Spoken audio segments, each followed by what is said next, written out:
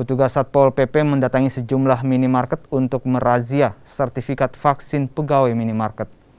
Namun dari hasil razia ini, petugas tidak menemukan pegawai minimarket yang belum divaksin.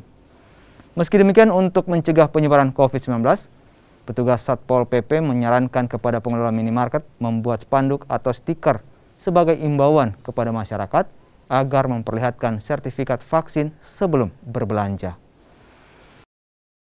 Dari kegiatan kami hari ini, baik di Bone Bolango maupun kota, sudah 100% karyawan Indomaret itu sudah melaksanakan vaksinasi walaupun baru tahap pertama.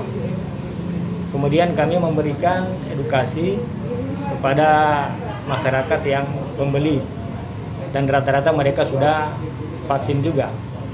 Tetapi kami juga menyarankan untuk pengelola Indomaret atau Alfamart wajib membuat